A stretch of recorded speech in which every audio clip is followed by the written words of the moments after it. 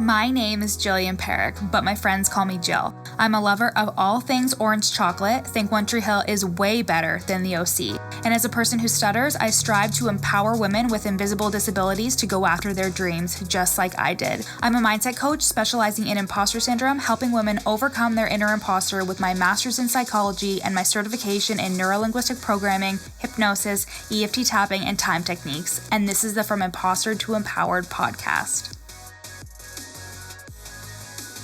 This podcast is for you if you're an entrepreneurial woman trying to navigate the online space with a lot of passion and a lot of uncertainty. If you feel like your ideas are unoriginal, that your message isn't necessary or important, or like you're a complete and total fraud, then you've come to the right place. This podcast will take you from imposter to empowered with ninja-like brain hacks, easy to implement strategies, and uplifting real talk to make you feel like everything you want is in reach. Find me on Instagram at YourCoachJill to let me know how much you loved this episode once you're done listening. Time to kick that inner imposter to the curb. Let's get started. Hi, everybody. My name is Jillian Perrick, and I am a mindset coach. You can find me on Instagram at YourCoachJill. Literally, nobody calls me Jillian. People from work, from my full-time job, my parents when they're mad at me, my grandparents, but honestly, nobody calls me Jillian.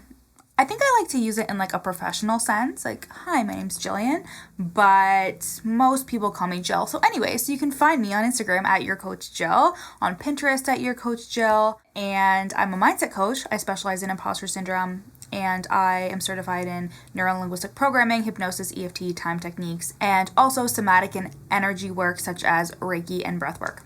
So I was driving. I always get my best ideas while I was driving. I was just thinking about like relatability and how I very often share my like real raw experiences with my audience. So I am never one to use really vague examples whenever I'm talking about something. I use like my own life and like something that I've experienced and that I'm struggling with. And even if I'm currently struggling with that, like I'll be very open and transparent with my clients because I really do believe that it is important, that people really need to hear that they're not alone.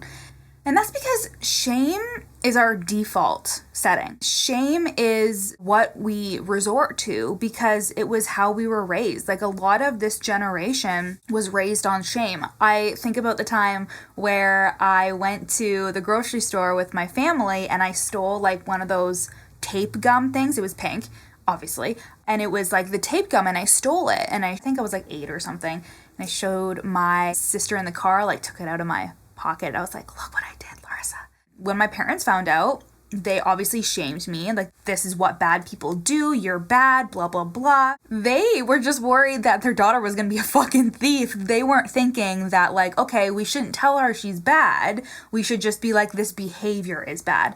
But, of course, they're not doing anything maliciously. They were doing what they knew best, and they just didn't want their daughter to grow up to be a criminal, which is pretty hilarious if you think about it, me stealing pink tape gum. But shame is how a lot of people have grown up on learning what is right or wrong or what is bad or good.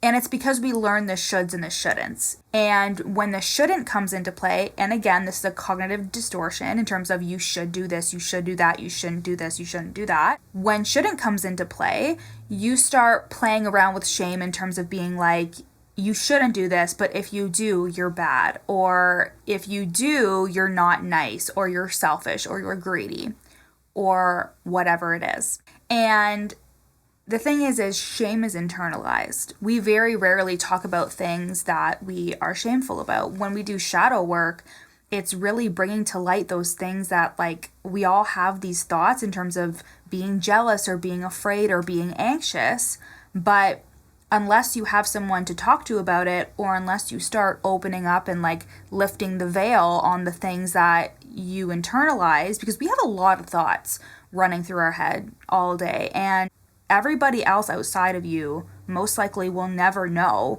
how many thoughts you have a day or what those thoughts are. This can promote a lot of shame when we're thinking things or doing things that we think no one else is doing or thinking. I'll never be good enough. this isn't working for me, or I'm feeling this way, I'm thinking this way, nobody else thinks or feels this way. That's why social media is so good. There's bad things about social media, of course, but there's also really good things in terms of just the relatability. Like, I open TikTok and I see a video of somebody who's talking about intrusive thoughts or what they're thinking about their relationship or what they're thinking about their business. And I'm like, oh my God, I'm not the only person who had that thought. Even like simple things like habits that we do or stuff that we pick up, we think, oh, I'm the only person who deals with this, or I'm the only person who thinks this.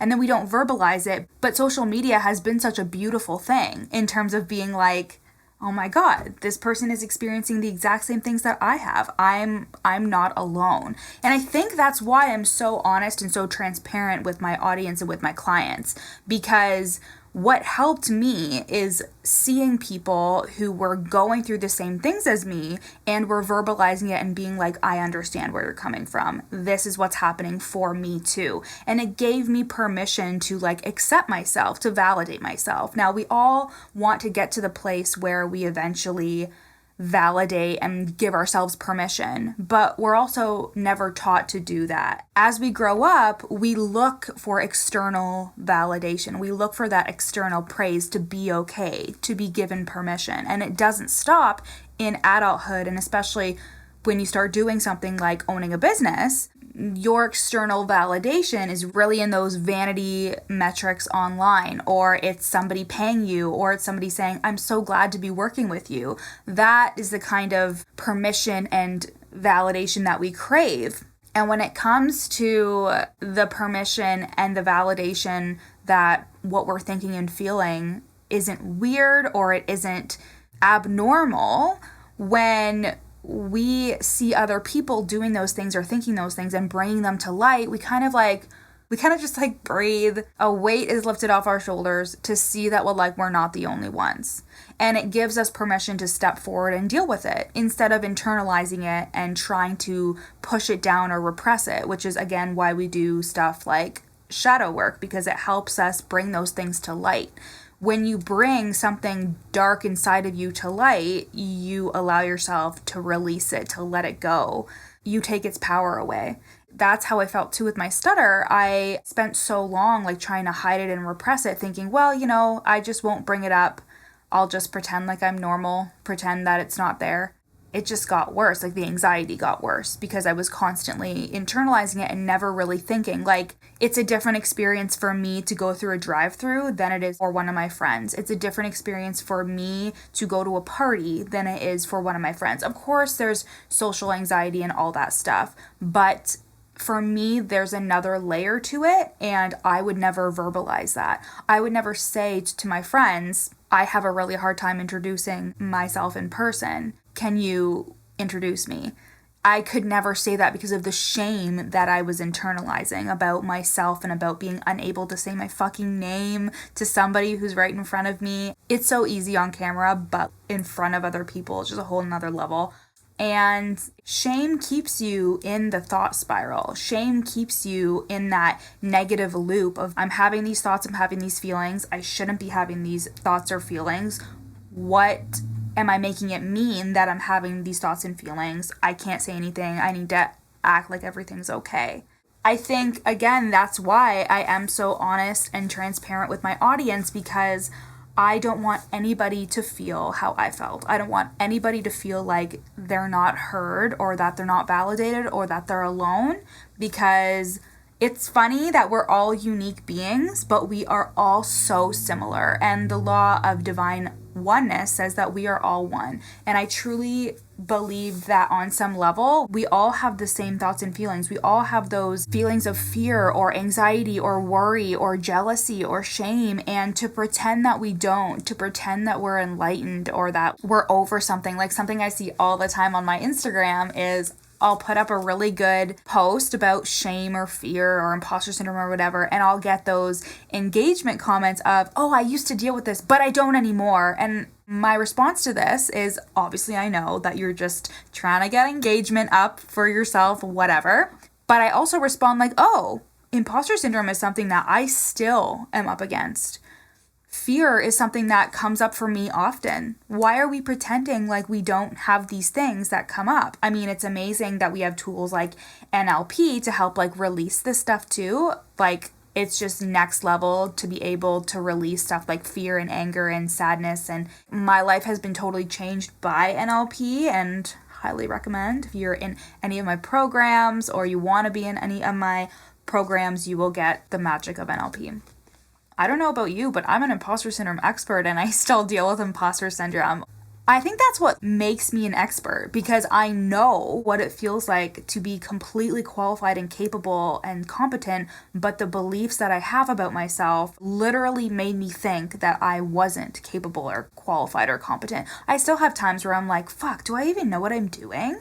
And when you're working with one type of person, it's really easy to like have a flow and think you know everything and blah, blah, blah. But working with people as a coach can be really difficult because you're working with so many different personalities. And especially if you're in the like personal development realm, oh my God, something you really have to do is like depersonalize a person's hardships from their results. Like if they're not getting results, you really have to separate it because this shit's hard. So I think the important thing that I wanted to get across was that it is so much better for you to be real and authentic with anybody you come into contact with and let them really see the real you, because chances are you're giving somebody else permission or validation to be even more themselves. And that can feel really difficult depending on who you're around. But the thing is we're all just putting up a wall.